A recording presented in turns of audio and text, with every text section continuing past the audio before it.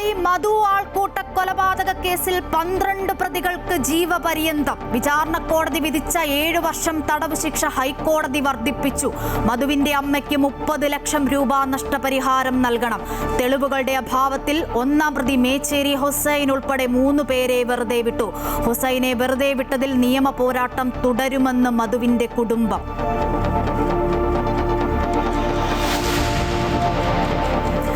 രാജ്യത്ത് ഇന്ധന വിലയിൽ വീണ്ടും വർധന. പെട്രോളിന് ലിറ്ററിന് 2 രൂപ 61 പൈസയും ഡീസലിന് 2 രൂപ 71 പൈസയും കൂടി. 10 ദിവസത്തിനിടെ 4 തവണയായി കൂടിയത് 8 രൂപ.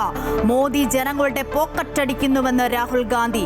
ആഗോള വിപണിയിലെ അസ്ഥിരതയിൽ രാജ്യം വിലക്കയറ്റ ഭീഷണിയിലെന്ന് കേന്ദ്ര ധനമന്ത്രി നിർമ്മല സീതാരാമൻ.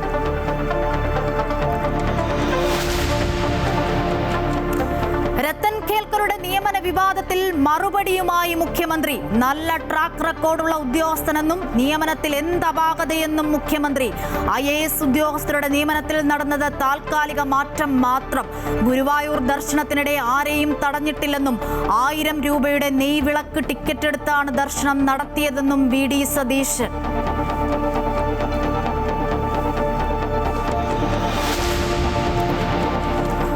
മലയിടം തുരുത്തിലെ കുടിയൊഴിപ്പിക്കലിന് സർക്കാരിന് സാവകാശം നൽകി ഹൈക്കോടതി. 2 ആഴ്ചയ്ക്കകം സുപ്രീം കോടതി വിധി നടപ്പാക്കണം.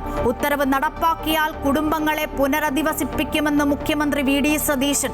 സമരം ഏറ്റെടുത്ത CPM. പോലീസ് ശ്രമിച്ചത് മുത്തങ്ങയുടെ മിനി പതിപ്പിനെന്ന് MV ഗോവിന്ദൻ. മുനമ്പത്ത് മുൻ സർക്കാർ നടത്തിയത് 2 മതവിഭാഗങ്ങളെ ശത്രുക്കളാക്കാനുള്ള നീക്കമെന്നും വഖഫ് ബോർഡ് രാഷ്ട്രീയം കളിച്ചെന്നും മുഖ്യമന്ത്രി.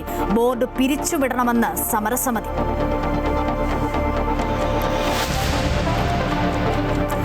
നീറ്റ് ചോദ്യപേപ്പർ ചോർച്ചയിൽ രൂക്ഷ വിമർശനവുമായി സുപ്രീം കോടതി. വീഴ്ചയിൽ നിന്നും പാഠം പഠിച്ചില്ലെന്ന് ജസ്റ്റിസ് നരസിംഹ. NDAയോട് വിശദീകരണം തേടി. കേസ് വെള്ളിയാഴ്ച വീണ്ടും പരിഗണിക്കും.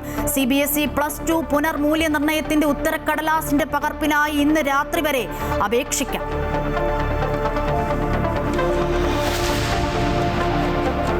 യൂത്ത് കോൺഗ്രസ് പ്രവർത്തകരെ മർദ്ദിച്ച കേസിൽ ഗൺമാന്മാർക്കെതിരെ വകുപ്പുതല നടപടിയുണ്ടാകും. പ്രത്യേക അന്വേഷണ സംഘം അന്വേഷണ റിപ്പോർട്ട് DGPക്ക് കൈമാറി. അന്വേഷണം അട്ടിമറിക്കാൻ ശ്രമിച്ചതിൽ ADGP MR അജിത് കുമാറിന്റെ ഓഫീസിലെ 2 SIമാരുടെ മൊഴി രേഖപ്പെടുത്തും.